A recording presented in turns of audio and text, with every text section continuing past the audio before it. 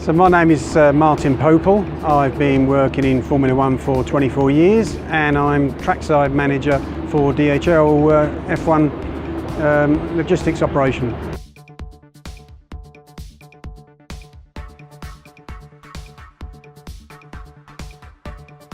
Well, we leave later on this evening once we finish packing up here in Austria, and we should arrive in Calais estimated, and depending on what time we get out of here in Austria, should be 4:30, 5 o'clock Tuesday morning.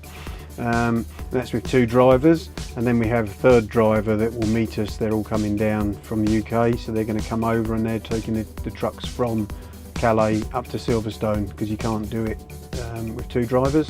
So you need that extra bit of one more driver who's going to take it all the way to Silverstone. That means that we can keep the truck moving constantly and it doesn't stop. So two drivers can get it to Calais safely, legally, and then we have a third driver who comes down there. They're coming down in a minibus and they're all going to drive the trucks from there up to Silverstone.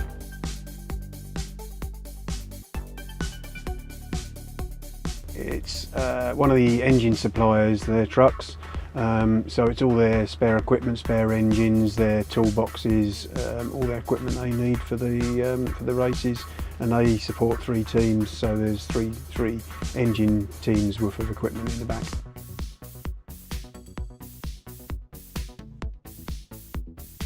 Some of them are in the back already because they're spares. So they bring, if you imagine you've got three teams, they've got. I think there's probably about 12 engines that they carry, so they carry them all around with them anyway, even though they only have a certain amount per team, but they bring them around just in case there's a problem. So the engines will be in the cars that they're running, and they'll have a spare for each car in the garage, and then the remainder will be in the boxes in the back of the truck here. They take those out of the cars when they finish running, put them in the boxes, and they go in the back of the truck here with all their spares and equipment, and we load that up, and then we head off up to Silverstone, and then we unload what they require. They put it in the garage again, they refit the engines to the cars, and the spare engine they get out and they reset that up again as a spare engine, and the whole process continues again.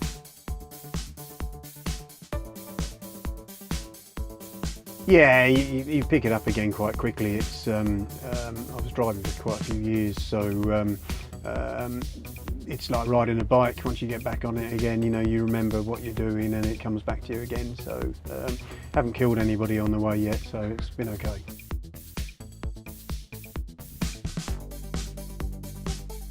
Yeah, I think it's a different set that does truck driving. Some people love doing it. They love the independence of just getting on the road and heading off across Europe.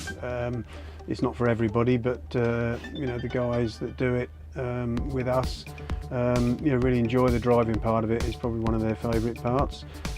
Because I work doing other things, it's a step in for me, so it's nice to go back and have a drive in the truck, but probably moved on from those days, but it's nice to do it and keep your hand in and have a go. But yeah, generally the guys that are doing it all the time enjoy it.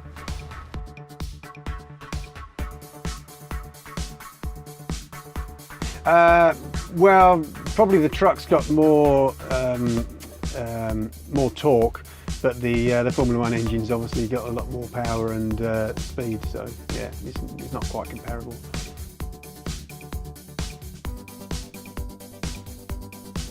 It's a 520 horsepower, so they're quite powerful.